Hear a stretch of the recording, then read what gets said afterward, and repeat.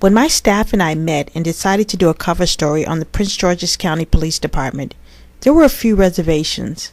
Right now, the police department is dealing with its own corruption scandal where several policemen were arrested for alleged crimes. So when we decided to do the story, we braced ourselves for that wall that most organizations put up when the media comes calling. To our surprise, that was not the case with this department. We were invited to interview the staff, and I was invited to spend a day on a ride-along with Sergeant Floyd Tate. For Sergeant Tate, this was a rare occasion. In the end, there was much for the public to learn about the Prince George's County Police Department and their policemen. But the takeaway from the entire event was the example of how a true policeman earns his honor and the trust of the citizens he serves. Okay, tell me a little bit about your kids. I mean, I know your wife and your kids are probably a little worried about you being out here on the beat and everything. So tell me a little bit, how do they feel about you being out here? And this is a dangerous job. Believe it or not, my kids believe it's an exciting job.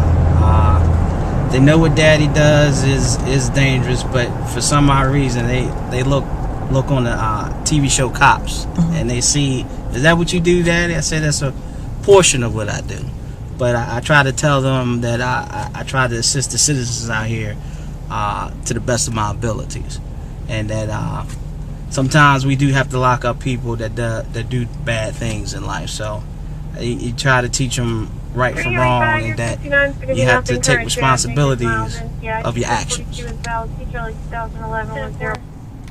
Soon we got our next call. A male suspect was chasing a female on the street, and we began our search.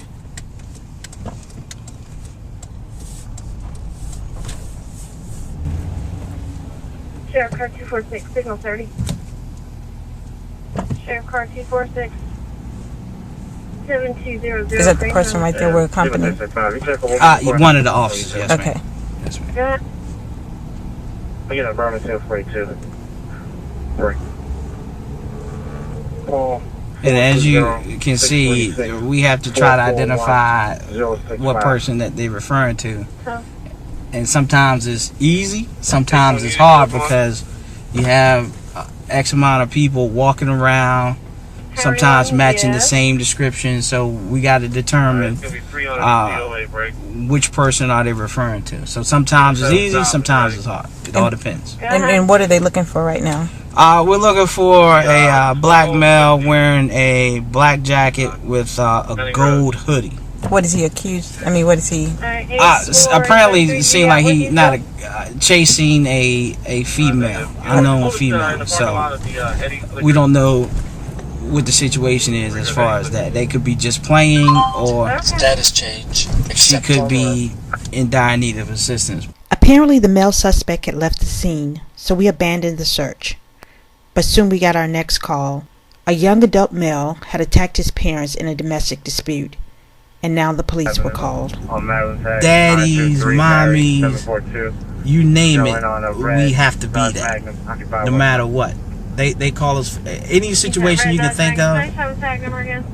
We pretty much go out to, and we pretty much have to try to solve those issues right there on the spot. And I would say most of the time, one party of that situation is not going to like our decisions as a police officer, because we're going to make someone unhappy. So when you get there, again, when you get there, even if they've called the police, they usually sometimes they change their mind. Absolutely, there's a possibility of them having to change a heart, because they can sit up there and say, "Hey, I want this individual locked up, thrown out of my house," and then when we have enough probable cause to make an arrest, and we put those handcuffs on that individual, sometimes that spouse, that family member does have a change of heart, and we almost gotta like fight on two fronts, so to speak.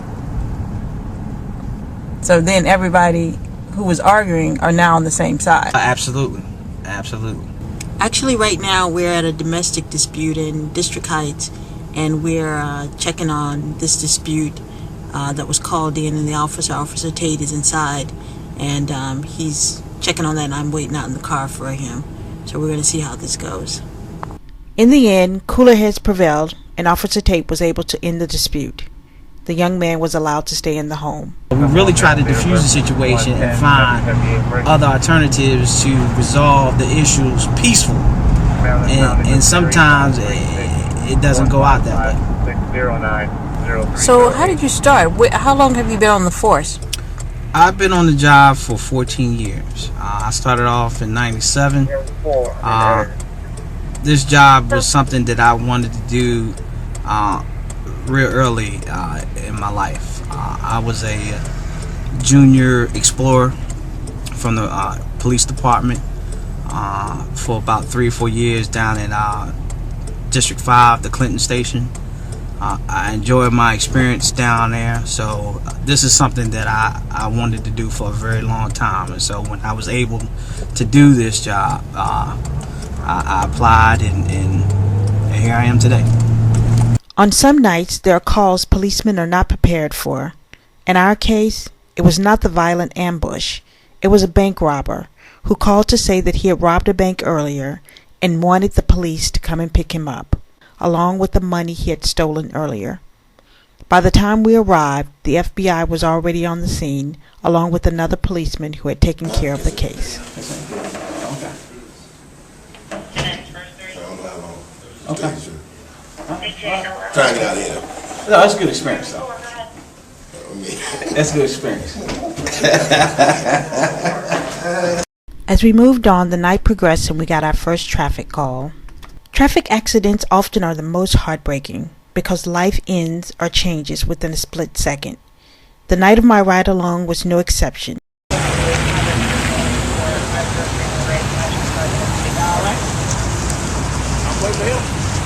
What's he waiting for? I don't know. I'm gonna be getting registration.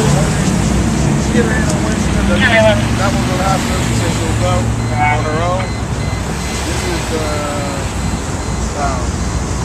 peasant who was driving by and saw his accident. Right. So she was trained.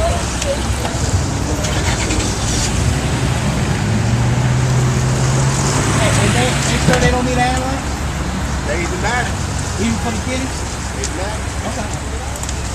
Hold on. Go ahead, ma'am. Hold on 1 second. Just back up straight, tie, back. Turn. The other way. Just come straight back, stop. Come straight back. Come back. Straight back. Okay, keep going. Keep going. Keep going. Right over there.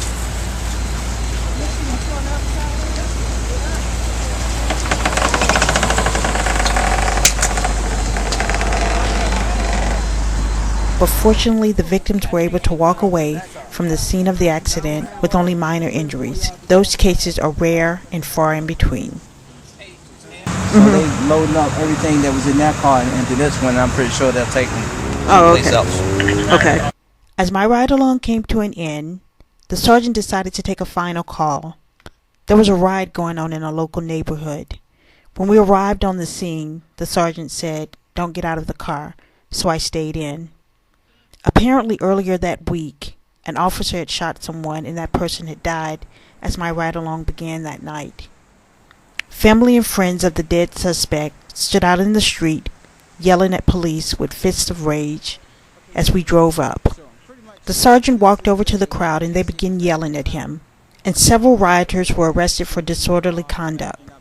As we pulled off, Sergeant Tate said, "They've lost a relative and they're angry," which is understandable. Earlier that night, an officer had joked that this was a light night because I was out on patrol. But after the riot, I realized death is always involved in police work, but in PG County, controversy often follows.